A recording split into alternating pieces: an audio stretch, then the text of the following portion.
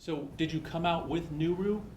Yeah, well, so it was an Did interesting. you raise money for Nuru? Yeah, so it was an interesting story. We were involved with a bunch of incredibly brilliant people in the early days who really sort of shepherded us through. So I'm going to actually yeah. tell a story before Okay, that. sure. Then you can talk about that. Dan likes to talk. I like to talk. So he can talk more about the chill stuff. What happened was we moved out to Silicon Valley, and the first Web 2.0 conference, or the first like re-thawing of the web conference happened. And it was like a $2,000 conference, which was shockingly out of our price range at that point. Maybe it was an even more expensive one. And I looked at the list of sponsors for that. And each sponsor typically for these conferences gets a bunch of free badges. And I just called a bunch of the people, the ones who weren't in San Francisco where the conference was, because I figured they're not going to fly down 20 people. They'll have some extra ones. So I talked to this guy, Dick Hart, who ran a company called Skip. That's his real name. Yeah. Real name. Great guy, other than he does have a habit of crashing Ferraris. He said, oh yeah, you can have extra passes. We went there. I met some people on this technical mailing list. This guy ran a list, Friends of Rohit Kari, and I said, well, I'm on your Friends of Rohit Kari list, therefore we're friends. And he helped introduce us, and now you can. Oh, yeah, and I just think we joined sort of a research lab. We got going.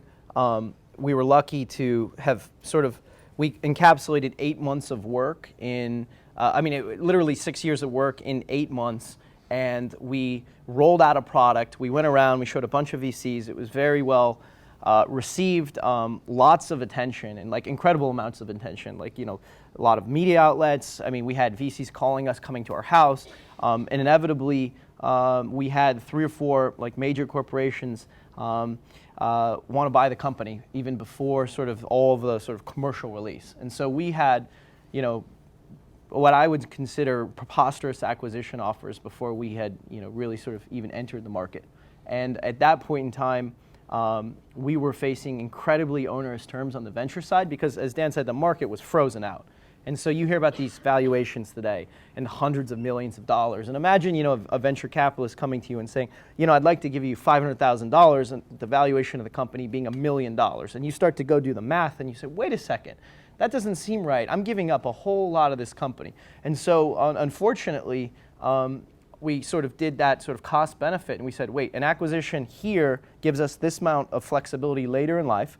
And if we take this deal right here, we're going to have to sell a huge amount of the company. So we chose to be, be acquired, and we were acquired by Rupert Murdoch's News Corp. And it was an incredible end to a wild ride. Sometimes I think we talk about it. I think we might have sold too soon, and we won't make that mistake again. But in the end, we were acquired because we were there early, and we were the best at what we were doing. And we were the best because we were the guys that were working, every single day, 8 a.m. till sometimes 3, 4 in the morning. We had been doing that for 4 years. So when someone said, "Hey, what do you think about social?" we couldn't stop talking. They literally, we had to kick us out of the Fox building when we were being acquired because there were so many ideas that we were giving them about MySpace. So they acquired not only for Nuru, but for the team? Yeah, we had a small team. You had a small team with us, and we brought everyone down and sort of became part of a lab within Fox.